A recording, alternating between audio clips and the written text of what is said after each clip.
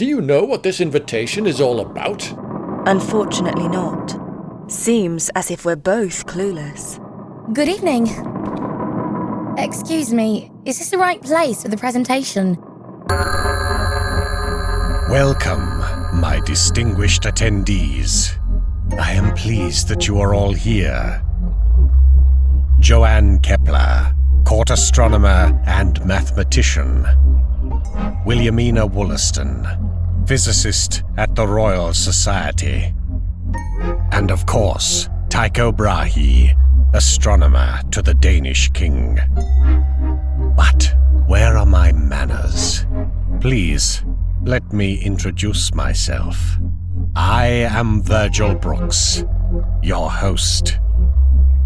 But I have gathered you here today to make an announcement that I am sure will be of great interest to you. Listen carefully. The day after tomorrow, time will come to a complete standstill. The stars have already stopped moving. how is that possible? Don't worry about that yet. Until then, be my guests. You have to stay for dinner.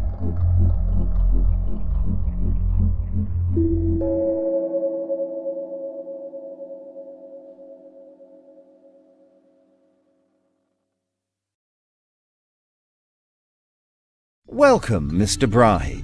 Mr. Brooks is already awaiting you.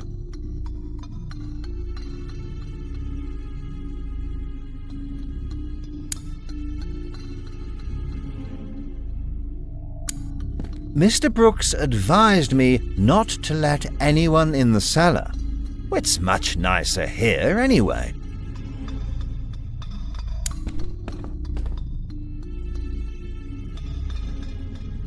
Mr. Brahe, welcome to my office. Feel free to look around.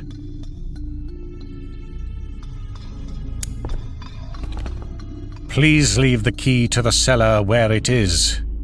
Of course. I really need to get my hands on it.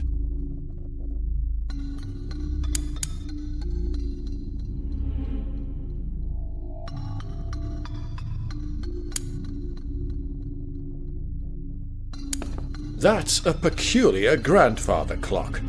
No. That's just an old clock that doesn't even tell the correct time. No need to think about it any further. It shows a huge obelisk. That's a story for another time. It's a drawing of an impressive organ. I learned to play that instrument during my time in Prague. You seem to be a man with many talents, Mr. Brooks. Dedication, Mr. Brahe. I am a very dedicated man.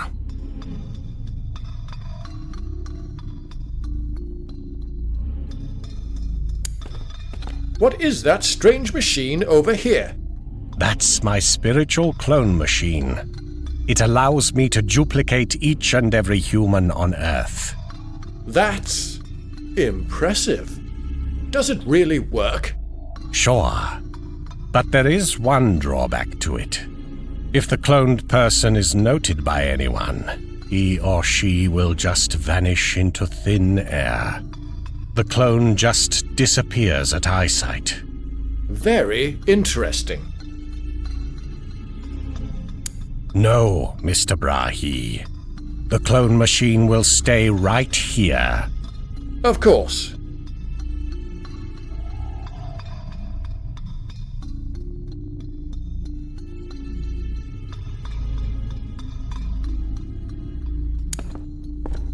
What is that strange machine over here? Oh, that. That is my cognitive enhancer. I bought it once from a very tiny man in Amsterdam. He claimed that it would boost cognitive abilities, and that it would emit a high-pitched steam whistle sound when the user spends too much time pondering. but I realize that it does absolutely nothing besides whistling at completely random times. Oh, I'm sorry for your mispurchase. The cellar better pray I never come back to Amsterdam. At least it looks fancy. What's special about this teapot? It's one of my most precious belongings. A device I developed all by myself. When pouring something in, it distinguishes between different types of tea and holds the temperature at the perfect level. Earl Grey or Darjeeling, peppermint or matcha. Everything is possible with this special teapot.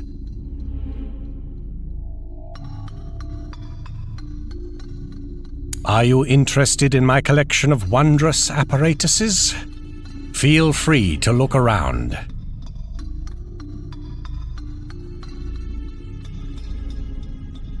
There is some kind of energy flowing through it. No. That's just how this old mechanism works. No need to think about it any further. I think you've seen everything interesting in here, and also some ordinary things like this grandfather clock with its insignificant glass tube. What do you like most? Is it the teapot? I bet it's the teapot. But now, Mr. Brahe, I will turn my attention to the upcoming meal. There are some topics to be discussed with Declan.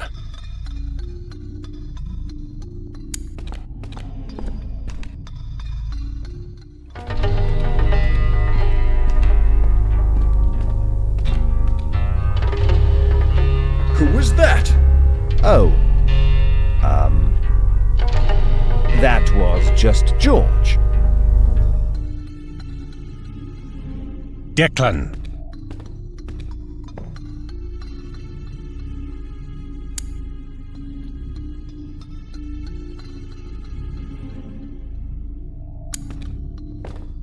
Locked.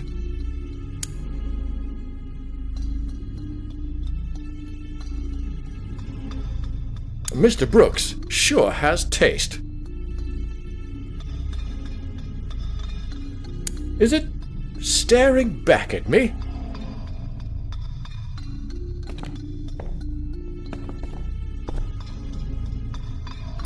Hello, Declan. How may I be of service?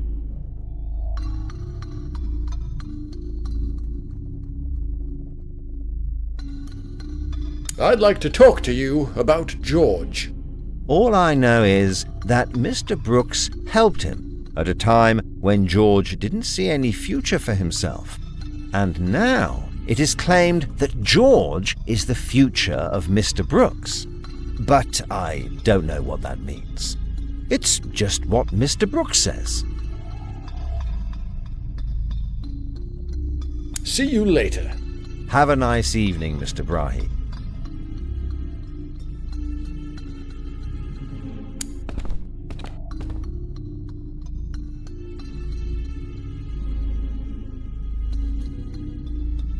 Declan. Mr. Brooks. Report the current status. Well, I just finished the Vichy soir as an hors d'oeuvre. Sounds delicious. Now hurry up. Very well, sir.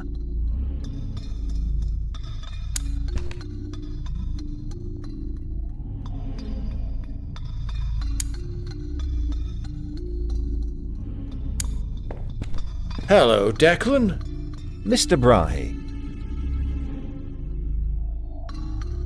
Aren't you supposed to cook dinner? In all modesty, I am excellent at multitasking. The food is on the stove. How are you? I'm fine, thank you. Mr. Brooks seems to be quite harsh. No. He is an honourable and very generous employer. See you later. Have a nice evening, Mr. Brahe.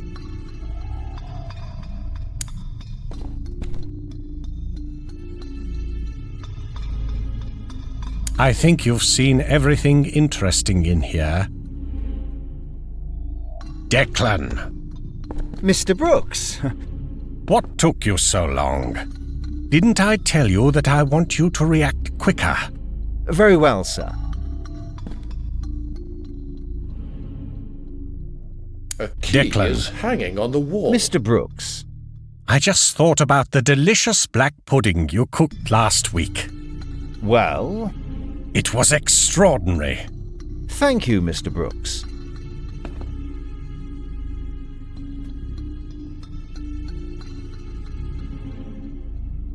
Declan, Mr. Brooks. I just want you to get back to work, Declan. Very Got well, it. sir.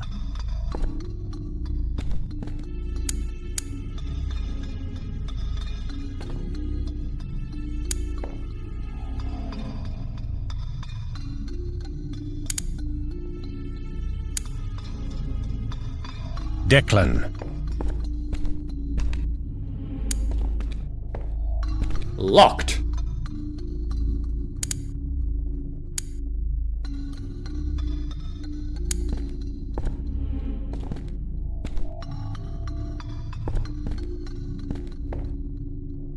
Hello, Declan.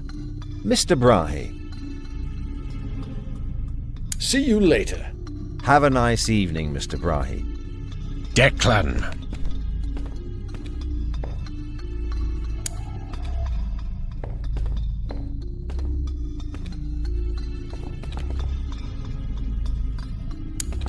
Is it staring back at me? Hello, Declan. How may I be of service? See you later. Have a nice evening, Mr. Brahe.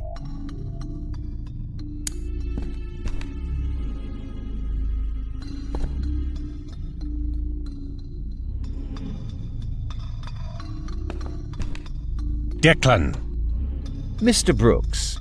report the current status. Well, I just finished the Vichy soir as an hors d'oeuvre. Sounds delicious. Now hurry up. Very well, sir.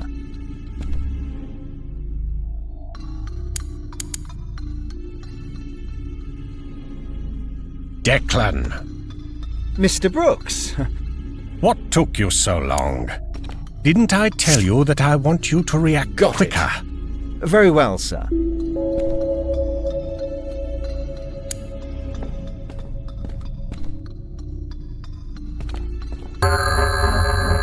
Mr. Brahe. My spiritual clone machine went missing. Do you happen to know anything about it? Well, I don't want to make any accusations here, but rest assured that I do not tolerate hostile behavior in my house.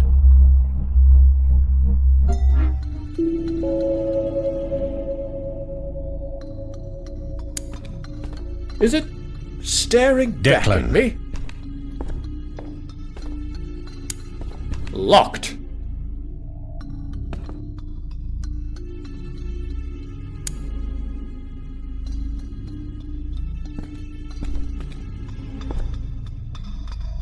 I better not use the clone machine when Declan could watch me.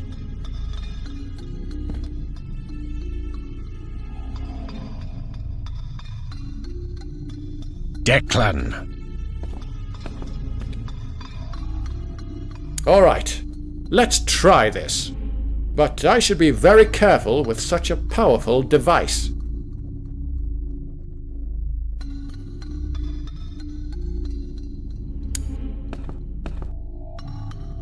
Oh!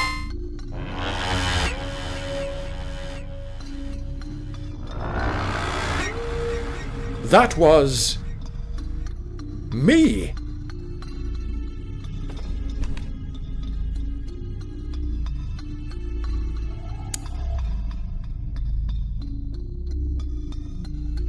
Mr. Brooks sure has taste.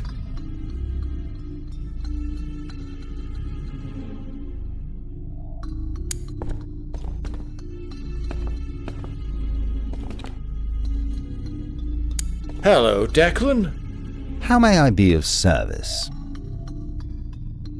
See you later. Have a nice evening, Mr. Brahe.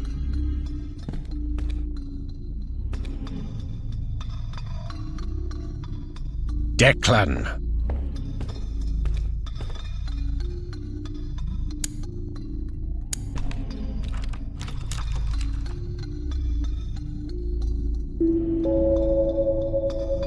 I don't want to take away someone's toy.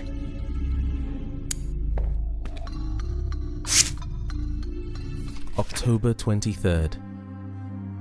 The moon hangs low tonight, casting eerie shadows across the mansion. Mr. Ambrose Fairchild, that peculiar owlish visitor, haunts my thoughts. He showed an unusual interest in my astronomical studies, and today I observed him manipulating the grandfather clock. What purpose could he have for such inquiries? I've allowed him, along with his timid butler Declan and the taciturn George, to stay in my mansion. Unsettling events leave me filled with dread and suspicion. Time itself seems to wane and wax at Mr. Fairchild's whims, for the clocks throughout the house keep strange, inconsistent hours. October 26th. Another sleepless night has passed, and the mansion feels like a prison. Mr. Ambrose Fairchild taunts me with cryptic knowledge, and his visits to my study grow more frequent. Last night, under the ghastly glow of the full moon, I beheld the true extent of his sinister influence. October 27th. The final entry, dear diary. For I know not if I shall survive this night. The clock strikes midnight, and I pen these words with trembling hands. Tonight I shall confront Mr. Ambrose Fairchild in the moonlit garden where the boundary between reality and nightmare blurs. Armed with a dagger, it is the only means to cut the sinister thread that binds him to my existence. If you find this diary, pray for my soul, for I fear I may be lost to the darkness that surrounds me. Farewell, dear diary, and may you find a safer haven than my own tortured mind. Mr. Brahe, what are you doing in here?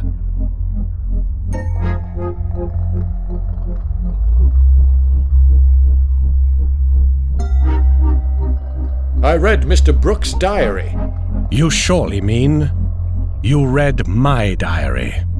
I am very disappointed that you have invaded my privacy, and I am even more disappointed that Declan let this happen. I was probably too lenient with him. I'll keep an eye on you, both.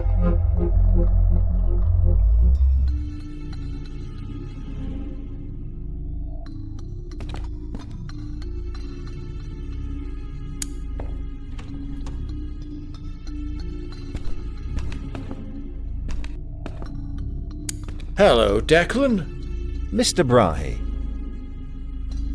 See you later. Have a nice evening, Mr. Brahe. Declan.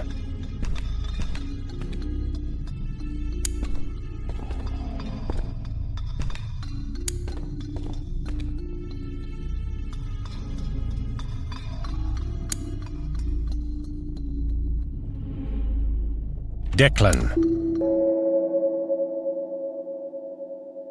Let's have dinner. Delicious. Isn't it, Miss Wollaston? Indeed.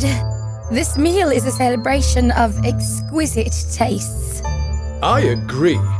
The taste is so rich and indulgent. Declan really surpassed himself here. Makes my hunger go away. Yes. Thank you, George.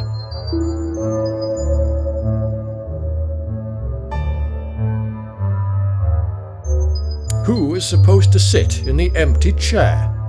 The unoccupied chair is for Declan. I allow him to eat our leftovers. If there are any, that is. Mr. Brooks, I'd like to ask you something.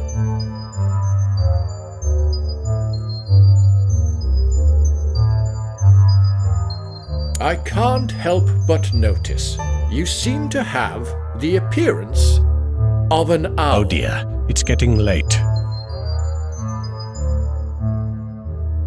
I'd really like to know why you are an Oxygen-inhaling species? Well, that's an odd question, don't you think, Mr. Brahe? I never heard of you before you invited us here. What's your story? I've become pretty reclusive recently. But before I moved here, I lived in many places of this planet. Never stayed for a long time. I am always eager to learn, and always eager to experience the beautiful things in life.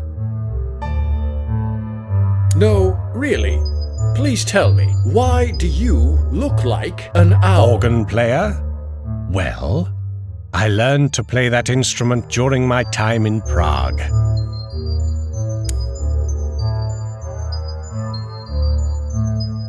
About George. We hadn't had time to talk to each other so far. Yes, that's because he's very busy at the moment. Are you also a scientist, George? I am a lawyer. He's my lawyer. Do you also live here, at Mr. Brooks' house? Yes, he does. That's pretty unusual for a lawyer to live at his client, isn't it? It is just the way I want it to be.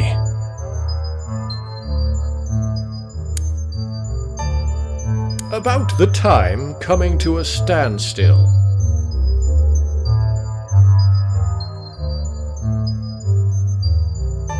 What do you think causes the standstill? I have my theories, but I am not ready to share them with you yet. Mr. Brahe, if you don't mind, may I ask you something? Of course. It's about your golden nose. How did it happen? Miss Wollaston, this is such a rude question. Asking someone about their unusual appearance. You must be embarrassing, Mr. Brahe. No, it's fine. You are mistaken, Mr. Brahe. It is clearly not appropriate. Oh dear. All right. That was a hard day for everybody. With a blissful meal as the crescendo. Have a good night, my distinguished guests. At the Owl Observatory. Wishlist now. You have to stay for dinner.